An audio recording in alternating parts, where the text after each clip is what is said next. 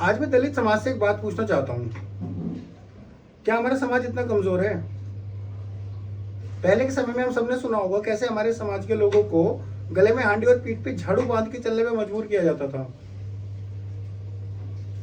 Nangeli incident आप सबने सुना होगा कैसे हमारे समाज की महिलाओं को शरीर ढकने के लिए टैक्स देना पड़ता था। डॉक्टर भीमराव अंबेडकर के साथ दुनिया भर के उत्पीड़न के और अत्याचार के किस्से आप सबने सुने और पढ़े होंगे। 1996 का पठानी टोला मैसेकर कैसे हमारे समाज के 21 लोगों को एक ही रात मौत के घाट उतार दिया था। इसमें 1 पुरुष, 9 महिलाएं, 6 बच्चे और 3 नवजात थे। और ऐसे पता नहीं कितने केसेस थे उत्पीड़न के, लेकिन हमने इन सबसे क्या सीखा? आज तो ये 2026 का नया भारत है।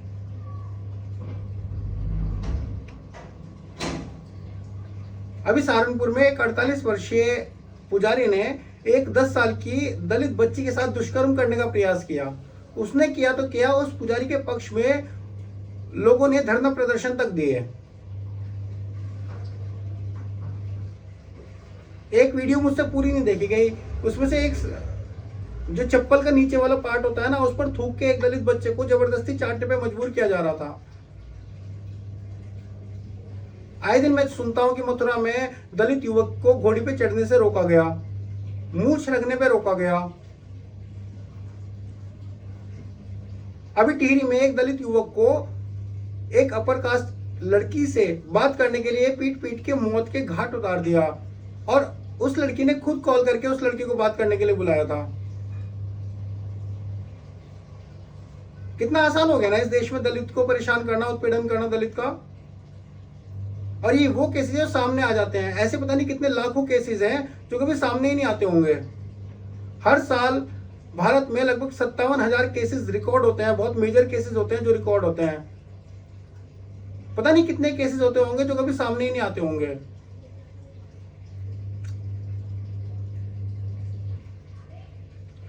वाल्मीकि, जाटव, चमार, कोरी, धोबी, पासी, खटीक ऐसे मिला के 1109 सब कैटेगरी से एक दलित समाज बनता है, एक शेड्यूल कास्ट कैटेगरी बनती है।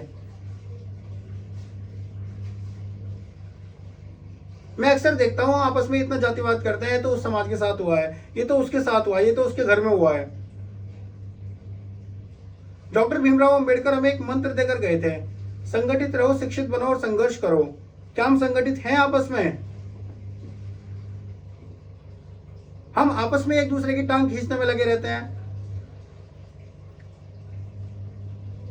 शिक्षा की बात इतनी है, आज ही मैं देखता हूं हमारी बस्तियों में 5वीं, 6ठी, 7वीं, 8वीं से ऊपर बच्चे पढ़ते ही नहीं है। ऐसे हजारों बच्चे हैं जो पढ़ना पसंद ही नहीं करते, सही गाइडेंस ना होने की वजह से। और जो बच्चे कुछ हिम्मत करके कॉलेज तक पहुंच जाते हैं, उन्हें वहां उत्पीड़न का सामना करना पड़ता है।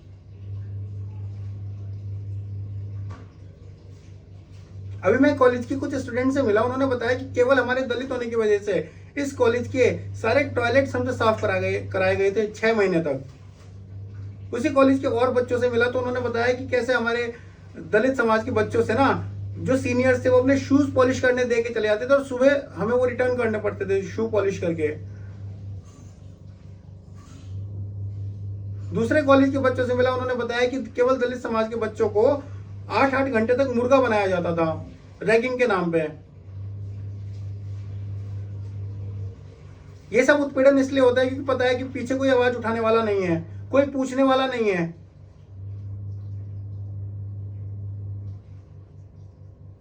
अपने माँ बाप तक को नहीं बताते बच्चे, क्योंकि पता है ना कि पता नहीं कैसे कैसे करके हमारे माँ बाप ने हमें यहाँ पढ़ने के लिए भेजा है। हम कब तक चुप रहेंगे अपने समाज के लिए? कब तक उत्पीड़न सहते रहेंगे? संघर्ष की बात इतनी है, जो 50 साल पहले किसी दुकान पे काम कर रहा था, आज उसका बेटा उसी दुकान पे लगा हुआ है। इतना हम संघर्ष करते हैं।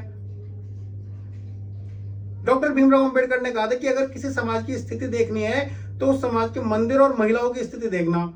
आज भी हमारे घर की महिलाएं दूसरों के घरों में झाड़ू, पोछा, बर्तन करने जाती हैं।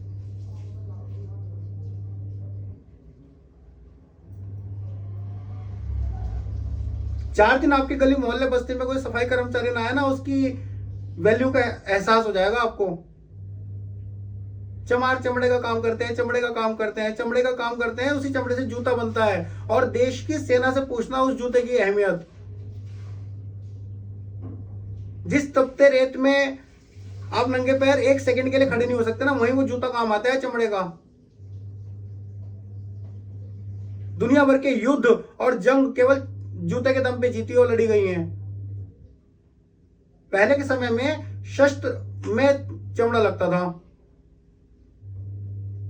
और तो और करेंसी तक चमड़े की बनती थी, दमड़ी बोलते थे उसको।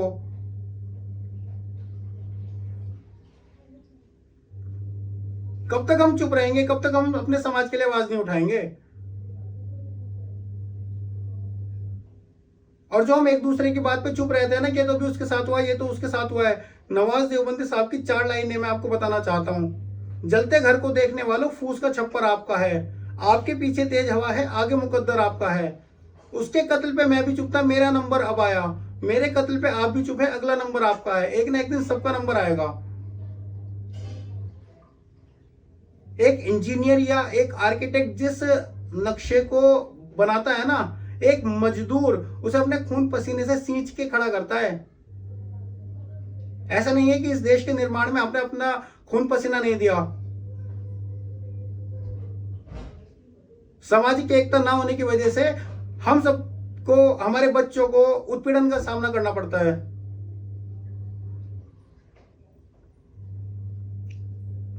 डॉक्टर राहत इंदौरी साहब की ना 2 पंक्ति और याद आ रही है, मैं आपको बताना चाहता हूं।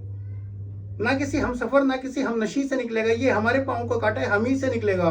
हमें ही अपने समाज के लिए स्टैंड लेना पड़ेगा। कोई भगवान नहीं आएगा हमें बचाने के लिए। हमारे जो भगवान थे वो अपना काम कर गए। बहुत सारी बुक्स लिख के गए हैं हमारे लिए, बहुत सारे दोहे बता के गए हैं।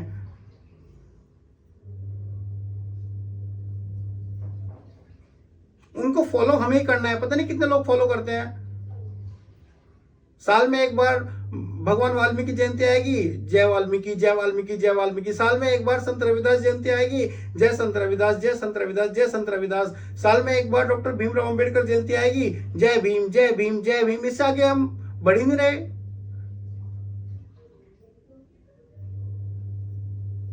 और जब तक हम अपने समाज के लिए आवाज नहीं उठाएंगे, अपने समाज को शिक्षित नहीं बनाएंगे, अपने समाज को संगठित नहीं करेंगे, तब तक हमें और हमारे बच्चों को उत्पीड़न का सामना करना पड़ेगा। हमारे समाज के सक्षम लोग हैं ना, वो छुपाते हैं अपनी जाति बताने से।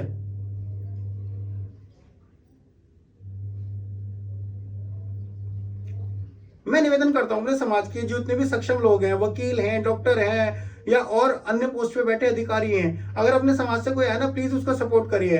मैं देखता हूं अपने समाज के लोग ही खून चूसने में लगे रहते हैं।